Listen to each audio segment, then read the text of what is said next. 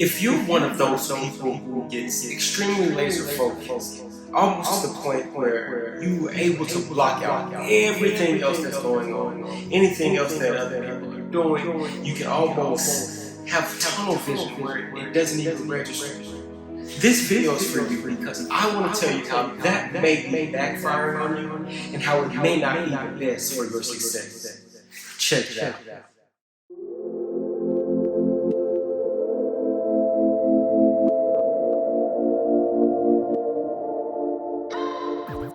Hi guys, it is Dr. Cody Dukes and we are back again for yet another video. Now you already know what you need to do. If you haven't already, go ahead and hit that like button, hit that thumbs up, what you waiting on? And while you're at it, hit the bell and subscribe to my channel. I'm uploading 5 videos a week. That is one every single weekday. I do motivational, inspirational content with a pop culture twist. I look at things like sports and anime, movies, superheroes, TV shows, cartoons, game shows, you name it. I try to find a motivational message in it and deliver it to you in a way that you can take it and implement it into your daily life so that you can be successful. If that sounds like something that you're looking for, this is the channel for you. This is a video for you. Check it out.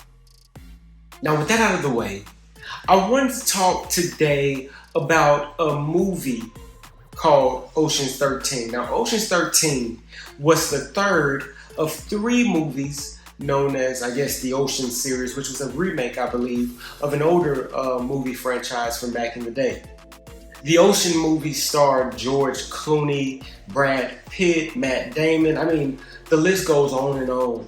Don Cheadle, Bernie Mac, the late Bernie Mac was in the Ocean movie. Just a long list of very big Hollywood stars. But Ocean's 13, which is the third one, follows the team as they try to take down another heist job in a casino run by Al Pacino. Now, one of the things that they do to take down this casino in this movie, which had nothing to do with actually stealing from the casino, was getting the casino to lose their high rating as it relates to a specific board that actually hands out ratings for hotels and casinos. And the way they did it is they went into the hotel, they sent one of their guys in, basically posing as the person who would be rating the hotel without telling them that, hey, I'm the person who's rating the hotel. They just looked the part. They had the right folder. They looked curious. They looked like they were extra judgy. They played the role. And so when the people saw this person who was their person, they began to treat them well. But then when the real person came in who was actually going to be doing the judging and the grading, the Ocean's team went and got this guy and they acted as if they were the hotel staff and they completely mistreated him, made him feel bad. I mean, I think they put like bed bugs in his, like just all types of tomfoolery.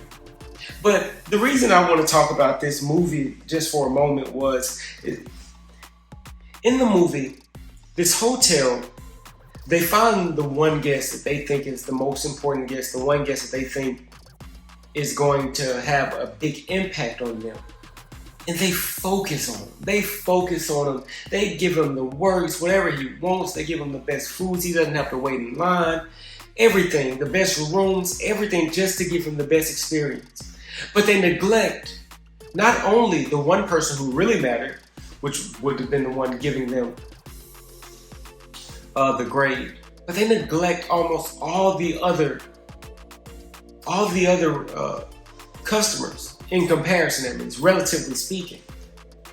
And they focus so much on the wrong guy to the point that the one who was actually doing the grading, when he had a bad experience, he left, and you would be pretty accurate to say he would give them a horrible grade on his experience. But to be honest, based on how the movie went, if you've seen it, so would most of like all the other people who were staying in the hotel.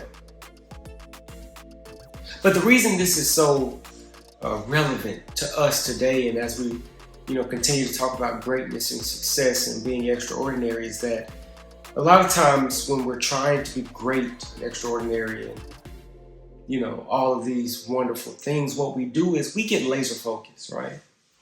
We get laser focused on something. Maybe it's a deficit we have. Maybe it's an issue or shortcoming that we have, something that we know we need to work on. And we begin to work on it almost one-mindedly, almost as if it's the only thing that matters. And what we find is often is we begin to neglect all the other things that we need to be working on at the same time, right? It's similar to what I've seen in a book that I've read as a part of a Bible study class.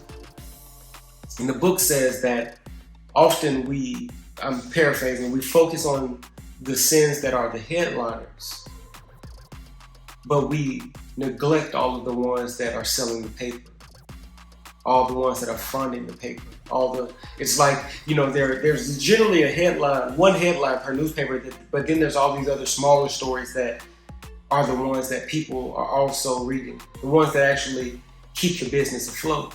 And oftentimes, similarly, when it comes to our character and when it comes to our goals and our life's dreams, we focus so much on the one thing what we know is a deficit, the one thing we know we need to work on, the one thing that we know could be holding us back, almost to the point where we completely neglect all the other things that need to be worked on also, all the other things that maybe we're already good at, the things that maybe we're already skilled at.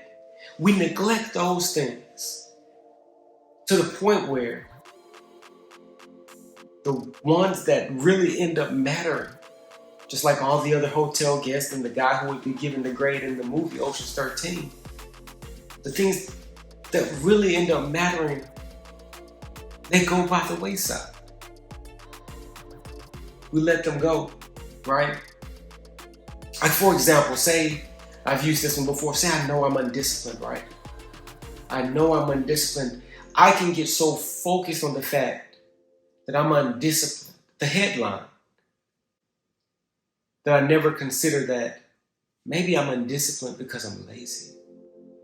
Maybe the fact that I'm lazy stems from some smaller stories in the paper, the ones that are actually funding the paper, the ones that lead to me being undisciplined. Maybe I never learned how to take instruction well. Maybe I never learned the value of structure, and because of that, I'm focusing so much on trying to figure out how can I be more disciplined, that I never consider that maybe there's a guest in room 2O laziness that needs towels. Maybe there's a guest in room 3O unorganized who needs some soap. We get so focused on the headlines and the things that we know are deficient that we even forget about our strengths. We stop honing things that are the bread and butter, generally speaking, right? Because discipline is the headline thing that needs to be worked on, right? I forget that this paper got big off of the fact that we did great comics. This paper got big off of the fact that we have incredible journalists that operate mainly in sports. Like, we forget that, and so I'm so focused on getting the headline writers together that I neglect what made me good in the first place. So today's message is simply, don't get so focused on the glaring weaknesses, right? The things that are headliners, that we miss the things that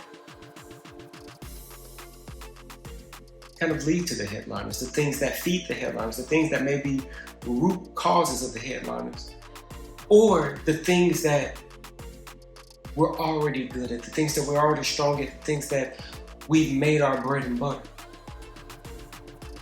right?